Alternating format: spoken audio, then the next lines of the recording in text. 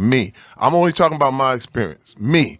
I ain't talking about nobody else's experience, but my experience growing up in Flint, Michigan, where I came up, and I literally graduated in class of '86. The whole auto industry was dying. The crack epidemic was at an all-time high. Flint, Michigan led the nation per capita in murder for almost 12, 13 years straight. I had friends dead in jail.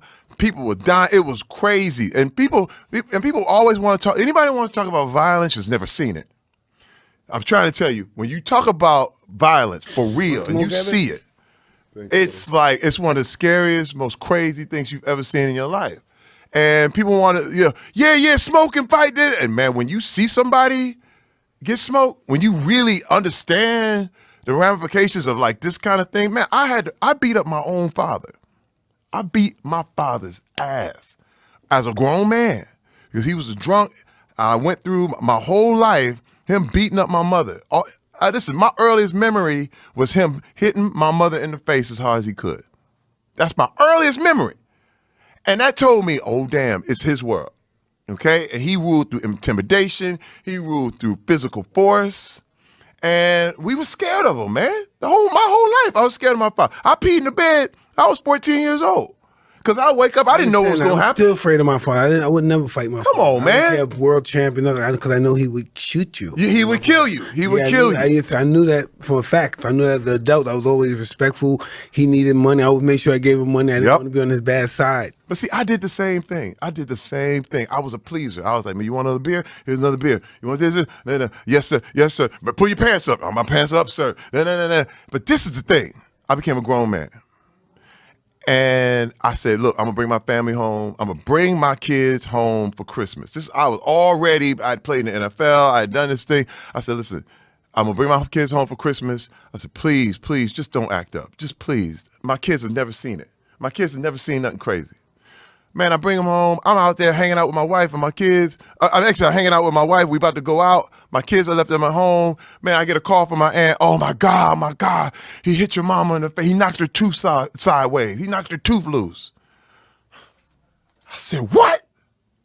Are you kidding me? Like I spent my whole life trying to keep my kids out of this. And all of a sudden, I bring you home one time. I just ask you promise me you're not gonna trip? And he just did that to show me he could do whatever he wanted to do. I said, take the kids to the aunt's house. I dropped my wife off at the aunt's house. I drove to the house. I went home. He was still there. I said, man, it's me and you. And I beat his ass for hours. Now, Mike, let me tell you something. What blew me away, though, I thought I would feel some satisfaction from that. I thought I would get some sort of release, and I got nothing. Man, look, I was sitting there like, this don't work, dog. This don't work. I got revenge. Wait, I got all the revenge I wanted. He was lying there talking about, do him, please. Because he's an old man now. You know what I mean? And I'm going, all right, hey, man, all this beating people ass stuff, it don't work. I mean, when you look at the results of what happened, I was like, I was left emptier. I was just like him. And I was done. I said, you know what? It's just not the way. It's just not the way to go. I choose to not go that route. So tell me, do you feel you have a temper? Oh, definitely. Yeah. Oh, that's how you go in the NFL. You play off pain. No doubt. You play off pain. I played 7 years on the NFL on pain. Straight up. I was angry. I was mad.